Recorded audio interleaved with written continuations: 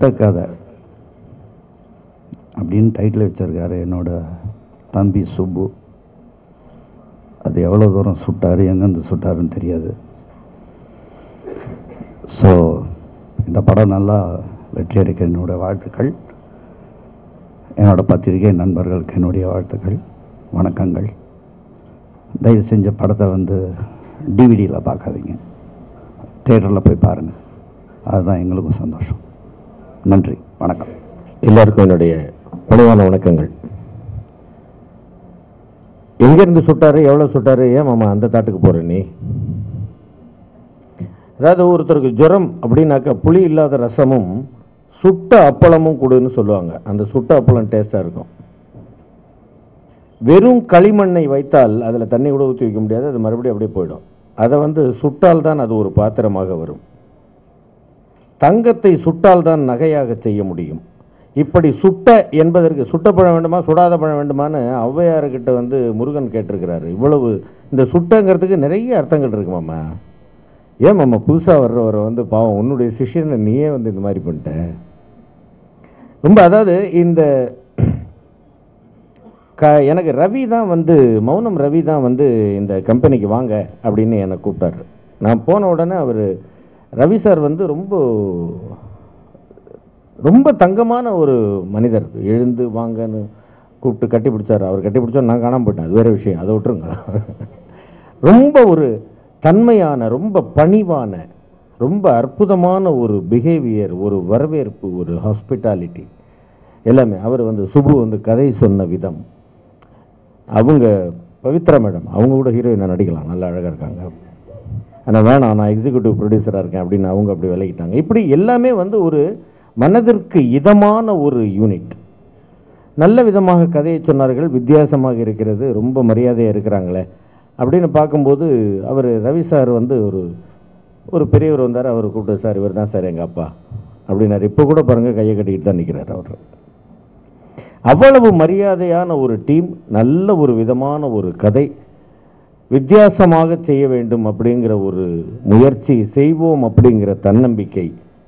அதோடு இல்லாமல் எல்லோரையும் அழைத்து பத்திரிகை நண்பர்களுக்கு ஈவினிங் அவங்கள எல்லாரையும் கூப்பிட்டு இந்த படத்தை இன்ட்ரடியூஸ் பண்ணக்கூடிய ஒரு பாங்கு.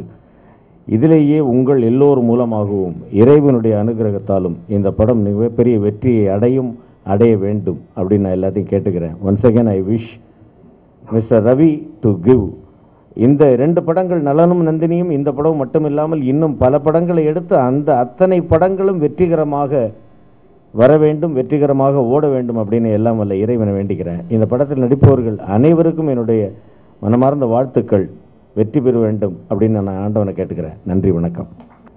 ஃபர்ஸ்ட் தாமதத்துக்கு மன்னிக்கணும். எப்படின்னா நீங்கள்லாம் அட்லீஸ்ட் ஒரு 10 நிமிஷமோ 20 நிமிஷமோ ஒரு ½ அன் ஹவரோ ஒரு வேளை உட்காந்துருந்தீங்கன்னா அதுக்கு ரொம்ப முக்கியமான காரணம் நான் ஒரு ஷூட்டிங்லேருந்து வர வேண்டியதாக போச்சு. ரொம்ப தூரத்துலேருந்து கார் ஓட்டிகிட்டு வந்துட்டு இருந்தேன். தயவு செஞ்சு தப்பாக நினச்சிக்காதீங்க. என்றைக்குமே தேங்க்ஸோட ஆரம்பிப்பாங்க, நான் சாரியோட ஆரம்பிக்கிறேன். ஏன்னா எனக்கு உங்களுடைய டைம் எவ்வளோ முக்கியம்னு தெரியும். என் வாழ்க்கையில் நான் அந்த சீட்லேருந்து இங்கே வரத்துக்கு எனக்கு கிட்டத்தட்ட ஒரு 10 வருஷம் ஆயிருக்குன்னு சொல்லலாம். ஏன்னா நானும் ஒரு ப்ரெஸ் அப்படின்னு சொல்லிக்கிறதுல எனக்கு ரொம்ப பெருமை இருக்குது. ஏன்னா முதல்ல என் வாழ்க்கை ரேடியோ மிர்ச்சியில் ஆரம்பிச்சிச்சு, அப்புறம் பிக் எஃப்எம், இப்போ ஹலோ எஃப்எம். முதல்ல என்னோடய வாழ்க்கையில் டெலிவிஷன் அப்படின்ற ஒரு விஷயம் விஜய் டிவியில் ஆரம்பிச்சிச்சு, இப்போ ஜெயா டிவி. அண்ட் முதல்ல என்னுடைய சினிமா இன்ட்ரோடக்ஷன் டைரக்டர் விஜய் மூலமாக பொய் சொல்ல போகிறோம் பண்ணேன். அப்புறம் மதராசப்பட்டினம், அதுக்கப்புறம் டைரக்டர் சங்கர் இயக்கத்தில் நண்பன், அப்புறம் போன வருஷம் காதலில் சொதப்பது எப்படி, மாலை பொழுதின் மயக்கத்தில், இப்போ தாண்டவம் வரைக்கும் ஒரு 6 படம் பண்ணிட்டேன். இதெல்லாம் பண்ணிட்டு இருக்கும்போது கூட மனசில் ஒரு கேள்வி இருந்தது, எல்லாத்தையுமே ஓடிட்டே இருக்கே, என்னைக்காவது ஒரு நாள் நீ லைஃப்பில் ஏதாவது ஒன்று உருப்படியாக எப்போ பண்ண போகிற அப்படின்னு ஒரு ஃபீலிங் இருந்தபோது தான் என் luck, I must say this is my luck that I met Subbu பண்ண ஒரு ஷார்ட் ஃபிலிமை பார்த்து நான் ஃபேஸ்புக்கில் சுப்பு கூட சேட் பண்ணும்போது எங்கள் 2 பேருக்கும் அலைவரிசை ஒரே மாதிரி இருந்துச்சு. ஸோ இது நம்ம எப்படிடா பண்ண போகிறோம், இந்த மாதிரி ஒரு கதை இருக்குண்ணா அப்படின்னு சொன்னோடனே, ஃபஸ்ட்டு இந்த கதையை அவன் சொன்னோடனே நான் கேட்டேன், 2வது ஹீரோ யார் அப்படின்னு கேட்டேன். சிரிச்சிட்டோம் நாங்கள் 2 பேரும். கண்டிப்பாக பண்ணலாம்ண்ணா, அந்த ஒரு நம்பிக்கை தான் இன்றைக்கி இந்த அளவு கொண்டு வந்திருக்கு. ஆக்சுவலாக என்னை கேட்டால் இந்த ஒரு நொடி என் வாழ்க்கையில் நான் உண்மையிலே கடவுளை உணர்றேன். ஏன் உணர்றேன் அப்படின்னா, நான் யாரோ ரேடியோவில் ஒர்க் பண்ணுறேன், நான் யாரோ ஒரு காலத்தில். ஆனால் அந்த ரேடியோவில் என்ன கேட்டு இவன் ஒரு டெலிவிஷன் ஷோ பண்ணால் அவன் நல்லா வருவான்னு நினச்சி எனக்கு முதல் வாய்ப்பளித்த இயக்குனர் சங்கர் வந்து என் முன்னாடியே உட்காந்துட்டு இருக்காரு. எனக்கு பேசுறதுக்கு நிஜமாக சங்கரை நான் இன்வைட் பண்ணல. கண்டிப்பாக அவங்ககிட்ட நான் சொல்லணும், என்னுடைய கடமை, என்னுடைய சகோதரன் அவன். இந்த படம் பற்றி கூட நான் அவங்ககிட்ட சொல்லலை. பட் ஜஸ்ட் அவனை பார்த்த உடனே நான் அவ்வளோ ஆச்சரியப்பட்டேன். It was more then anything else that I felt God. So ரொம்ப சந்தோஷமான ஒரு நிகழ்வு. இந்த படத்தை பற்றி சொல்லும்போது நாங்கள் முதல்ல ஒரு 2 உண்மையிலே சொல்லிடுறேன். ரவி சார் தப்பான்னு நினைக்காதீங்க. ஒரு 2 ப்ரொடியூசர் நாங்கள் அப்ரோச் பண்ணோம். அப்ரோச் பண்ணும்போது என்னாச்சு, ஒருத்தர் அப்போ எல்லாம் சூப்பராக இருக்குது, எல்லாமே பண்ணிடலாம், ப்ரொடக்ஷன் காஸ்ட் மட்டும் நான் பார்த்துக்கிறேன், மிச்சம் எந்த காஸ்ட்டும் நான் கொடுக்க மாட்டேன் அப்படின்னாரு. அப்போ நம்ம டைட்டிலில் என்ன போடலாம் அப்படின்னா, இந்த படத்தில் வரும் கதாபாத்திரங்கள், சம்பவங்கள், ஆர்டிஸ்ட் பேமெண்ட் உட்பட அனைத்தும் கற்பனையே அப்படி போடலாம் அப்படின்னு பிளான் பண்ணோம். நல்லாயிருக்கும், பார்க்குறதுக்கு இன்ட்ரெஸ்டிங்காக இருக்கும் அப்படின்னு. அப்புறம் சுப்பு இல்லை நான் பண்ணுவோம் இப்படியே போயிட்டே இருந்துச்சு. ஒரு சடனாக ஒரு சுச்சுவேஷனில் ஆனால் ஒரு ப்ரொடியூசரை நம்ம மீட் பண்ண போகிறோம் வாங்க அப்படின்னு கூப்பிட்டான். பார்த்தா ரவி சாரை மீட் பண்ணோம். உண்மையிலே மோட்டிவேஷன் அப்படின்றது டாப்லேருந்து பாட்டமுக்கு வரும் அப்படின்வாங்க. நிறைய பேர் ஆர்கனைசேஷன்ஸில் ஃபீல் பண்ணியிருப்பீங்க. நாங்கள் எந்த அளவுக்கு உழைக்கிறோமோ எங்களை விட ஒரு 50% அதிகமாக உழைக்க முடியும் அப்படின்றத அவர் இன்னொரு படம் ப்ரொடியூஸ் பண்ணிட்டு இருக்கும்போது இந்த படம் ப்ரொடியூஸ் பண்ணுறதுக்கு அவர் தயாரானதுலேருந்தே ரவி சாரை பற்றி நான் சொல்லி தெரிய வேண்டியதில்லை. அந்த அளவுக்கு he is the force behind the movie. இது எல்லாத்துக்கும் மேலே நான் ரொம்ப ஃப்ராங்காக சொல்லணும் அப்படின்னா, நான்லாம் சரி நான் ஓகே நான் நடிச்சிருக்கேன், எல்லாம் பண்ணியிருக்கேன், எல்லாம் பெரிய படம் பெரிய ஆர்டிஸ்ட் கூடலாம் பண்ணியிருக்கேன். பட் ஒரு கதை நாயகனாக என்னை யோசிச்சு ஒரு சுப்புவால் யோசிக்க முடியும் அப்படின்னா, ஒரு ப்ரொடியூசரும் அதை கன்வின்ஸ் பண்ணணும் அப்படின்றது ரொம்ப பெரிய விஷயம். நான் திறமைன்னு நான் சொல்லிக்க வரல, எனக்கு எந்த அளவுக்கு திறமை இருக்குன்னு எனக்கு தெரியாது. நான் இன்னி வரைக்கும் நான் எதுவுமே பண்ணலன்னு தான் நினச்சிட்டு வாழ்ந்துட்டுருக்கேன். பட் இந்த மொமெண்ட் என் வாழ்க்கையில் உங்கள் முன்னாடிலாம் நான் இங்கே நிற்கும்போது அட்லீஸ்ட் எனக்கு இந்த ஒரு மேடையை என் வாழ்க்கையில் இப்படி ஒரு மேடையை ஏற்படுத்தி கொடுத்ததுக்காக லிப்ரா ப்ரொடக்ஷன்ஸ் ரவி சாருக்கு என்னுடைய மனமார்ந்த நன்றி. Thanks so much. ஏன்னா எனக்கு உண்மையிலே சொல்கிறேன், நான் நிறைய பேசணும்னு ஆசைப்பட்டால் கூட இன்றைக்கி நிஜமாக என் டங் டைட் என்னால் பேச முடியல. அதுக்கு முக்கியமான காரணம் என்னென்னா, நான் ரொம்ப ரொம்ப நெருங்கி பழகக்கூடிய சில சந்தர்ப்பங்கள் எனக்கு நாசர் சார் கூடயும், பாஸ்கரனா கூடயும், சிவாஜி சார் கூடயும்லாம் கிடச்சிருக்கீங்க. எல்லாரும் கூடயும் நான் ஒர்க் பண்ணியிருக்கேன். இவங்க எல்லாரும் நான் லீட் ரோல் பண்ணுற ஒரு படத்தில் ஒரு முக்கியமான கேரக்டர்ஸ் பண்ணுறாங்க அப்படின்றது எனக்கு நிஜமாக எனக்கு எப்படி சொல்கிறதுன்னு தெரில. It's all God's design. And Lakshmi Priya, she's been a fantastic artist. நீங்களாம் விஜய் டிவியில் தர்மயுத்தம் பார்த்துருந்தீங்கன்னா தெரிஞ்சிருக்கும். அவங்களுக்கு இப்படி ஒரு பிரேக். இன்ஃபேக்ட் இந்த படத்தில் உண்மையிலே ஹீரோ அவங்க தான். படம் பார்த்தீங்கன்னா நீங்கள் உங்களுக்கே கண்டிப்பாக தெரியும். எங்கள் 2 பேரையும் பார்த்தாலே தெரியும். இந்த திருட்டு முழிக்கிற 2 பசங்க இந்த மாதிரி ஒரு பொண்ணு கிட்ட மாட்டினா என்ன ஆகும் அப்படின்றது நீங்கள் ஒரு வேளை கெஸ் பண்ணியிருக்கலாம். பட் இந்த கதையுடைய அம்சம் அந்த மாதிரி தான் இருக்குது. ஆனால் வேறு மாதிரி ஒரு ட்ரீட்மெண்ட் இந்த படம். ப்ளஸ் க்ரூ பற்றி எல்லாருமே பேசுவாங்க. பட் எனக்கு தெரிஞ்சு இது நான் இதில் ஒவ்வொருத்தரையும் தனிப்பட்டு முறையில் நான் சொல்ல விரும்பலை. நான் மேட்லி ப்ளூஸ் சொல்ல, மிசார் சொல்கிறது, யாரை சொல்கிறதா இருந்தாலும் இன்ஃபேக்ட் எங்கள் ஃபேமிலியில் ஒருத்தரை பற்றி திருப்பி சொல்கிற மாதிரி ரெப்பிடேட்டிவ் இன்ஃபர்மேஷனாக இருக்கும். We love all of them. And இந்த டீமுடைய பாசிட்டிவ் ஆட்டிடியூட் பற்றி நான் ஒரே எக்ஸாம்பிள் சொல்லி முடிச்சிடணும்னு ஆசைப்பட்றேன். இந்த படத்தை பற்றி நான் ஃபஸ்ட் இன்ஃபர்மேஷன் வெளில வரும்போது, இந்த படம் ரவி சார் தயாரிக்கிறாரு, இதை சுப்பு இயக்குறாரு, ஆரோகணம் படத்தில் எல்லா பாட்டையும் எழுதியிருக்காரு. அண்ட் இந்த படத்தில் பாலாஜி என்ற புதியவர் அறிமுகமாகிறார் அப்படின்னு ஒரு லைன் வந்திருந்தது. அப்போது அது இப்படி பார்த்துட்டே இருக்கும்போது என்னங்க இப்படி போட்டாங்க அப்படின்னு ஒன்று இந்த டீமுடைய திங்கிங் எப்படி இருக்குன்றதை நான் சொல்கிறேன். நல்ல புதியவர்னு போட்டாங்க, முதியவர்னு போடல அப்படின்னு தான். அதான் எல்லா விஷயத்தையுமே வி டேக் பாசிட்டிவ். இன்னைக்கு கூட வெங்கி இங்கே இல்லை. பட் வெங்கி இங்கே இருந்திருந்தான்னா கண்டிப்பாக எல்லா கேமராஸும் வெங்கி மேலே தான் இருந்திருக்கும்.